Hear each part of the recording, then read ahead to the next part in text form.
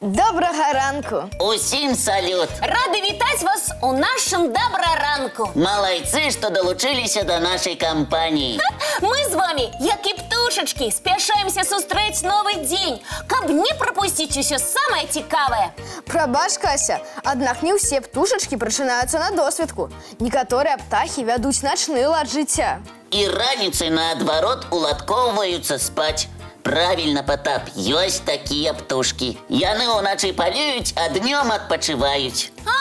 Калі вы пра соў і філінаў, то я іх не бяру ў лік. Чаму, Кася? Як чаму, Потап? Яны палююць на мышак, а філін нават на зайцоў. Філін зрэдку сапраўды такое практыкуе. Совы ж цікавяцца ў асноўным мышамі і рознай дробяззю. Але філін, мамачкі мае, філін, нездарма яго завуць пугачом. Што расказваць, Кася? Давай лепш пакажам Потапу і нашым тэлегледачам невялікае відэа пра начных драпежных птушак. Цікава, вы іх самі здымалі?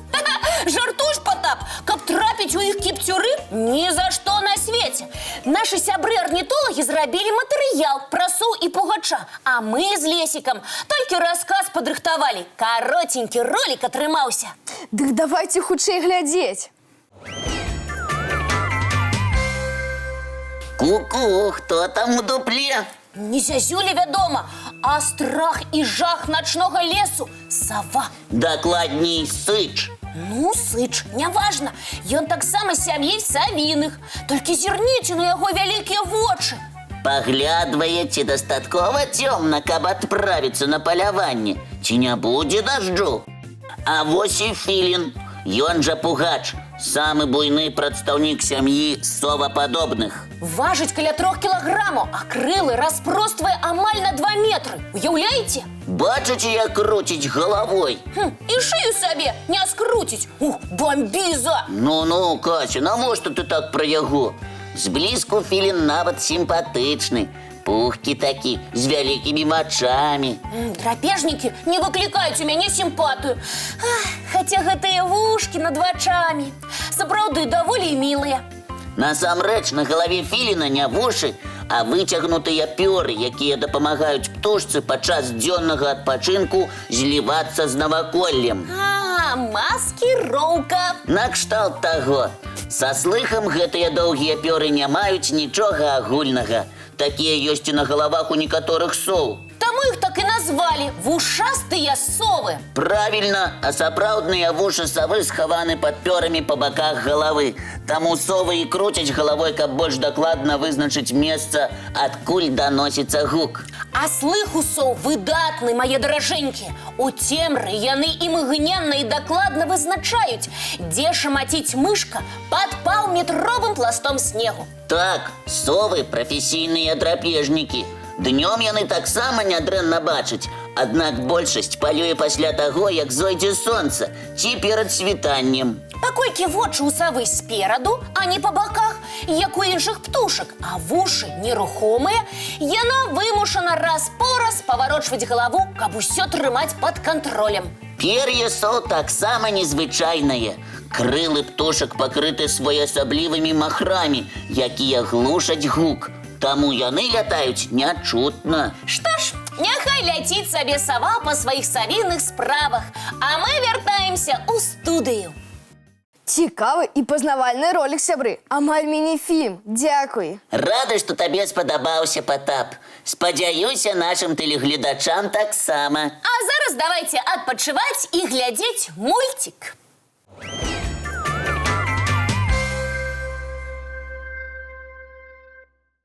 А зараз, у працяг нашай кулінарнай тэмы, я вам раскажу, чаму ад цыбулі плачуць.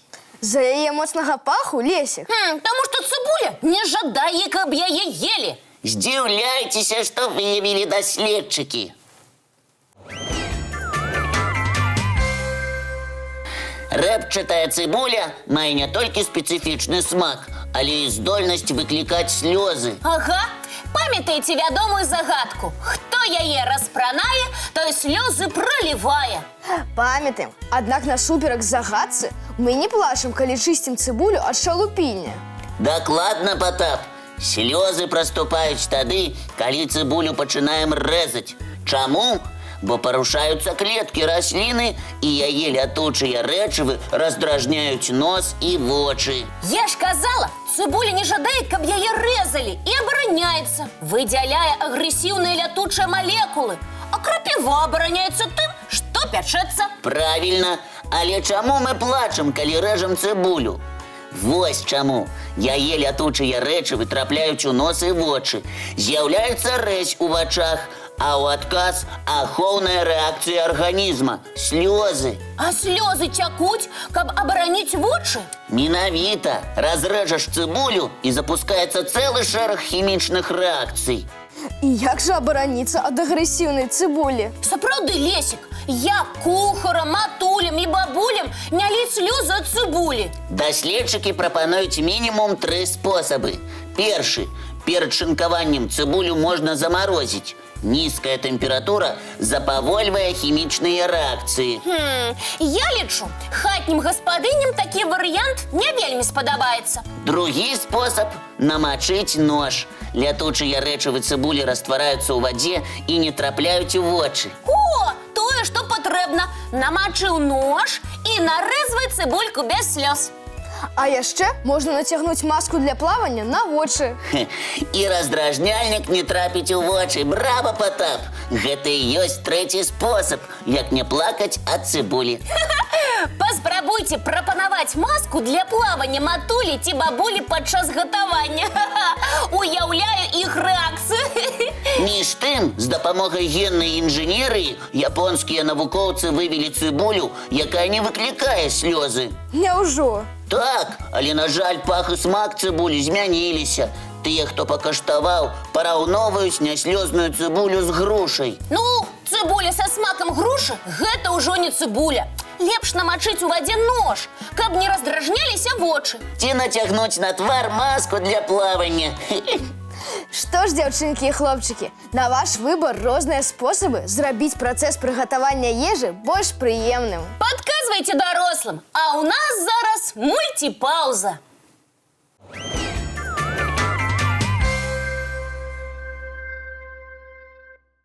А зараз я хочу пазнаёміць вас з сапраўдным вярблюдам, неверагоднай жывёлай, якую называюць карабель пустыні. Давай, Лесік.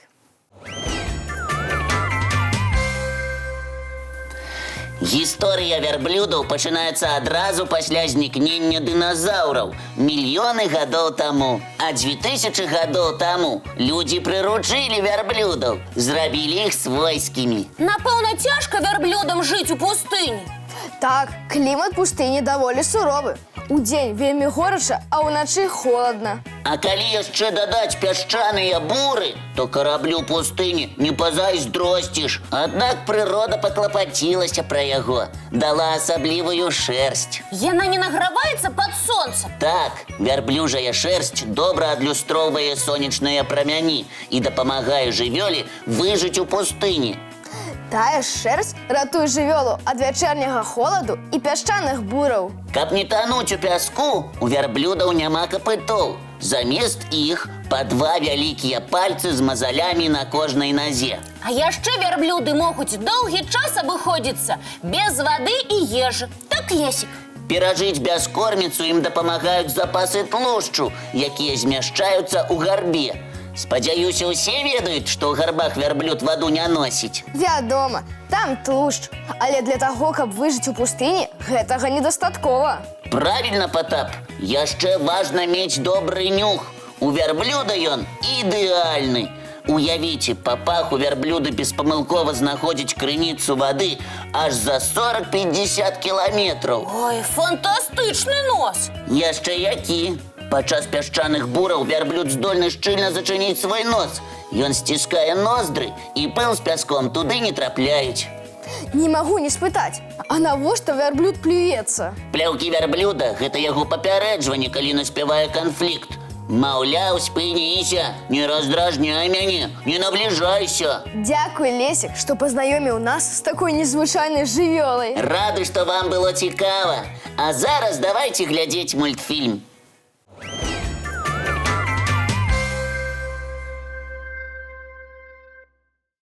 Што ж, сябры, прыйшоў час развітвацца. Цікавага і вясёлага вам дня, дзяўчынкі і хлопчыкі. Багатага на прыемныя сюрпрызы. А мы сустрэнемся з вами зранку У нашым добраранку!